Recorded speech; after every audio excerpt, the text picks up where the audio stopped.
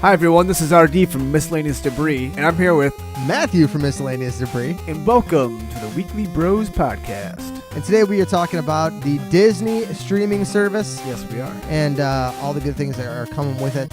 So Disney is getting into the streaming business here, much like Netflix and Hulu. Here's what we know so far about the Disney streaming service. It's coming in late 2019. So we have just a little bit under a year before the launch of the streaming service.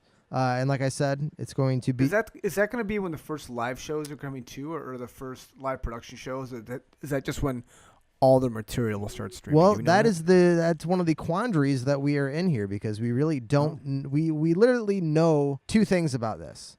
We know jack and shit. So... all that we know, it's going to feature Disney, Marvel, Star Wars, and other House of Mouse properties on the streaming service. I don't know if that's going to be the launch of certain some of the shows that are going to be on there, or if it's just going to be movies to start out with.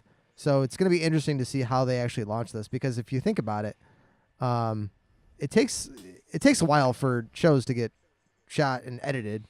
So yeah, of course. And the only one that we know that's actually in production right now is the Jon Favreau Mandalorian series.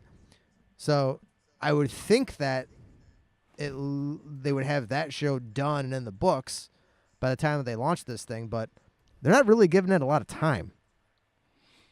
So What do you mean? Well, no, I mean, so think of it this way. Daredevil season 3 came out earlier in October, and that show was done filming in. Well, I guess it was still filming in the springtime. So maybe they do have a short turnaround time, but with some of the stuff that they're doing and some of the stuff that they're proposing, you would think that they would need a little more time for post production, especially with the Star Wars. The shows that have been announced for the streaming service are The Mandalorian, the Scarlet Witch series, the Loki series, the good gods in Asgard, the Bucky and Falcon series. That's going to be great. And just announced the Rogue One prequel featuring Diego Luna's Cassian Andor. I mean, they've got good content coming up. They've announced some good stuff, so let's hope that they... you know what? They sure do. And I got to say, the Rogue One news came out about a week ago. When did I text you that? Not even that. A couple days ago. A couple days ago. And I got to say, I'm a bigger Star Wars fan than I am Marvel. Although I do the Marvel movies. The Mandalorian, I was really, really looking forward to out of all these shows. But now that the Rogue One is coming out, I want to see that even more. Because I really, really, really, really, really, really, really, really liked Rogue One. And I really liked Cassian Andor's character. I really think there was a lot to explore there, especially the stuff going on with the rebels and spying, all that shit. So I'm really looking forward to that. And then the Bucky Falcon one. So Diego Luna is reprising his role as Cassian Andor. The rest of the crew that he was with in Rogue One died. Well, I mean they all died. So this all has to happen before the movie, obviously, right? So I mean I'm assuming you could probably see characters from the Rebel Alliance. So you would think it would have to take place between Revenge of the Sith and Rogue One, right? Well, I mean, naturally, I think that's the progression of things, yes.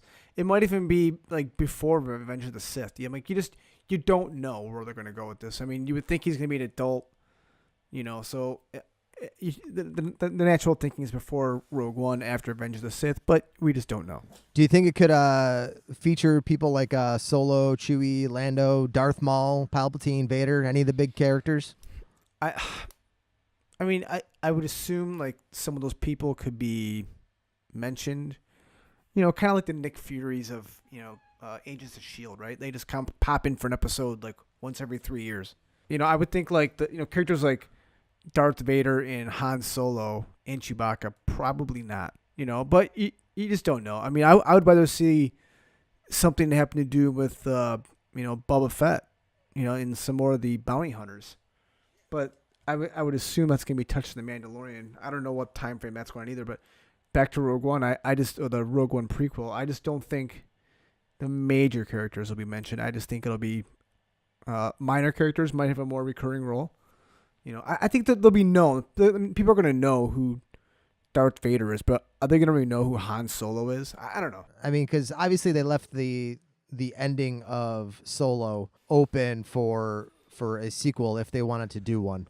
Right, and I think that's a perfect opportunity for like Darth Maul. Exactly. I think that Emilia Clarke, coming off of Game of Thrones, if she wants to jump into another high-profile series, I think that would be a great launching point for this series. So, do a Darth Maul, Emilia Clarke's character, and kind of incorporate, the Rebel Alliance, those two. I think that would be a really, really good way to go. Could be, yeah. I can dig it. Life's a garden. I dig it. Now, speaking of the Mandalorian, Jon Favreau's live action Star Wars called the Mandalorian.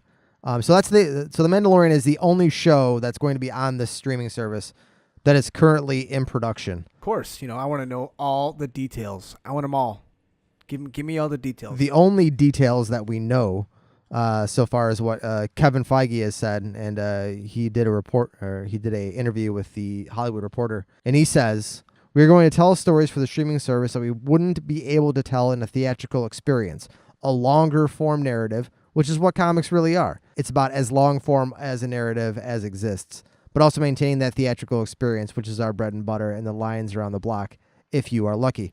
And what he's referring to is that all of these shows, whether it be The Mandalorian, whether it be The Scarlet Witch, the Loki, the Rogue One, all of these shows are going to have the budget of a Game of Thrones or a show, on a premium channel or a cable channel like that. Yeah, it's going to be like, in the same vein as Game of Thrones or Westworld or Lost or something like that. Obviously, Lost was a serial show that had, 22 episodes in some seasons. These aren't going to be that long. They're going to be more the Game of Thrones, Westworld's, 8, Daredevil, that sort of thing. It's not the first time that Marvel or Disney have taken to the small screen. So, Marvel's been a mainstay on television ever since Agents of S.H.I.E.L.D. back in 2013. And then, Netflix has, Daredevil, Jessica Jones, Luke Cage, Iron Fist, The Punisher, The Defenders to a certain extent. Not all the seasons have done well. In fact, just last month, Iron Fist and Luke Cage were both canceled after their second seasons. I am not upset about Luke Cage or Iron Fist. I only got through half of Iron Fist. Now this is stupid. And same thing with Luke Cage. I just didn't like it. No, I just didn't like it. I don't know why. I liked Luke Cage. I liked the second seasons of both shows much better than I liked the first seasons. I thought Luke Cage was good. The villains in the second season were so much better. Like Bushmaster in Luke Cage, season 2, phenomenal villain. Same thing with Davos in Iron Fist season 2. It's just, I enjoyed the villains that have more depth of character to them. Like a lot of things, maybe I'll watch it again, give it a second try. I don't know. But what I'm really looking forward to with the streaming service is that I think that's where Agents of S.H.I.E.L.D. is going to end up. And as much as people crap on that show, I still think that it is the best Marvel television has to offer. Oh, how many seasons are there right now? There's been 5 seasons. They're going to start production on season. They may have already started production on season 6. But season 6 isn't going to come out until after Avengers 4. A different thing. I was just trying to say that I'm 5 seasons behind Agents of S.H.I.E.L.D. right now. Oh, jeez. No, but it makes complete sense. Like, I think a lot of things that they want to do they want to happen after Avengers 4 because they want to try to tie it back into the main narrative of the Marvel Cinematic Universe. Well, yeah. Right? Well, that was the point I was trying to make is that, Agents of S.H.I.E.L.D. is connected to the MCU, but the way that they connect each season to the movie that's being released at that present time is kind of like, you really phoned that in, didn't you? Like with, for example, when a few seasons ago when Civil War was coming out, they mentioned the Sokovia Accords in one scene in one episode in a bar, and that was the tie-in. Yeah, but I think it's like a lot of things. Like they're trying to have their own thing, and they don't want to be tied into as much as they don't have to be, other properties. Follow the basic guideline. That's it. So a throwaway line like that is all you really need to know that they're still, relevant in the same place. I don't know. I think having something, if it's too tied in, it kind of loses its appeal. I don't know. I don't disagree with you. Well, you should, for the sake of the podcast. But I think that with a show like Agents of S.H.I.E.L.D., or with any of these shows, is that, the characters are coming from this universe. So the more you can tie back into its original incarnation, the more fans are going to gravitate towards the show. So it would behoove them to meld them a little bit more. That's all I'm saying. No, I don't think so at all. If you have something like Agents of S.H.I.E.L.D., it's its own baby, man. You don't want to be mixing that with other babies. It's its own thing. You want to nurture your own baby. You don't want to nurture someone else's baby. Fair enough. It's in the same universe, right? You can mention it here and there, but I think when you try to integrate it too much, I think it's going to lose its appeal. The Mandalorian. So it's going to be executive produced by Jon Favreau. The Jon Favreau, who is the director of Iron Man 1 and 2. He plays Happy Hogan in the rest of the films.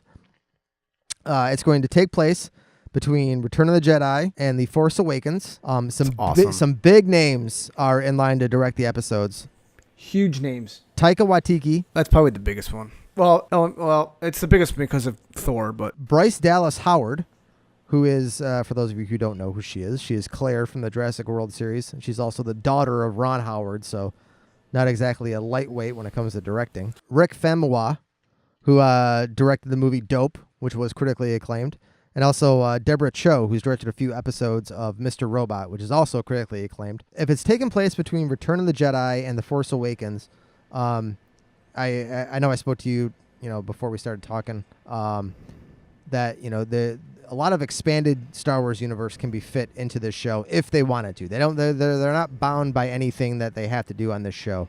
And it's a completely original idea from Jon Favreau. But the Aftermath series that was written to kind of bridge the gap between The Force Awakens and Return of the Jedi, those books were really good. One of the big villains in that movie was Gallius Rex. The book, not the movie. Oh, yeah, the books, I'm sorry. Was Gallius Rex. That's okay. And before The Last Jedi came out, I actually thought that Gallius Rex was Snoke. And I was absolutely convinced of it. Turns out, not so much. Really? Huh. But all those characters from that series would make perfect counterparts. I know the Mandalorians it's a race of people on a planet. Well, yeah, I'm listening. Where did the clones come from? Oh, the clones are just clones of Jango Fett. Yeah, I know, but like, what? Who is a Mandalorian? So he is a Mandalorian, but they're just clones of. Yeah, the clones are all clones of Jango Fett. Yeah, well, that I knew. I thought the Mandalorian had some tie into them, so he is Mandalorian. Okay. Yeah, so the predominantly that's a big word. I can't pronounce that word. It's a human cultural group who originated on the planet Mandalore. So Mandalorians are from Mandalore. I wanted to check this before I said it wrong. Sound like a dumbass. Yeah, so they're from a planet called Mandalore. And after the rise of the Galactic Empire, the Mandalore system came under the rule of the Empire, with Gar Saxon as their viceroy. While other Mandalorian worlds such as Concord Dawn were free from Imperial rule until Clan Saxon was defeated by the Mandalorian clans loyal to Bo-Katan Kryze, who later took up the title of Mandalore soon after. Whew! There's a mouthful for you. I wasn't expecting to have to recite stuff off of fucking Wikipedia right now. Actually, this is Wikipedia. So what we can infer from that is that if he's going to be, if it's called the Mandalorian, you would think that he'd be a bounty hunter, correct? I would assume it's got something to do with I don't want to say anything for sure, but I would hope it has something to do with bounty hunters, yes. And, technically, Boba Fett's still alive. He did fly out of the Sarlacc's mouth, right? He did? Oh, Matt. Unless I'm like had a really bad dream. His first appearance was in the Star Wars Holiday Special. Let's just go into the Marvel Limited series here. Series? Marvel Limited series. So let's start with Loki. Tom Hiddleston will reprise his role as Loki for the series. Yeah, also, that's awesome. No timeline has been given for when this series will take place. My hope is that it will jump back from his fall from Asgard in Thor, or begin in hell after his death in Infinity War. So, there's a lot of... Loki is a great character, and Tom Hiddleston is a fantastic actor. I can't picture anybody else playing that character except for Tom Hiddleston. It's kind of like with Hugh Jackman and Wolverine. I mean, when they cast the new Wolverine, it's going to be kind of like... It is, isn't it? But I think that no matter what timeline it falls into, and no matter what story they put it into, they're going to knock it out of the park. I don't think that Tom Hiddleston would come back for this role if it was going to be a shit story, if you know what I mean. I have the same feeling. Like, I don't think he'd be doing this if it was just, for a paycheck. Also, speaking of reprising their roles, the Scarlet Witch limited series, Elizabeth Olsen is going to be reprising her role as... Doesn't that seem like a strange choice? It did, and then I thought about it a little bit more, so bear with me here. Paul Bettany is going to reprise his role as Vision in the show as well. So it's going to focus most likely on their relationship as a couple. But with the new Fox deal that's coming, her role as a mutant could open up some doors for some future crossover appearances from the Fox characters that they're going to be getting. So they'll be able to use Quicksilver again. I mean, they can use him now, but they might be able to invoke the whole Magneto being her father. They could invoke, the characters from The Gifted on that Fox series, because Polaris, who's a main character on that show, is Magneto's daughter as well. So, you could merge those two characters. You can merge those two shows for that matter. But I think it's going to focus more on mutant kind as opposed to the Avengers and that sort of thing. So I think that there's going to be some really interesting crossover that can happen. To me, it seems like a strange choice. Yeah, of all the characters there, like, I just don't. There has to be some kind of tie-in, like, right, with the mutants. Her creation was by the Mind Stone. It wasn't. She's not a mutant. Well, here's the thing: is that they're kind of retconning that. So, in the there was a book that came out. I don't know if it was like the Encyclopedia of the MCU or like the definitive tales of the MCU. It was something along those lines.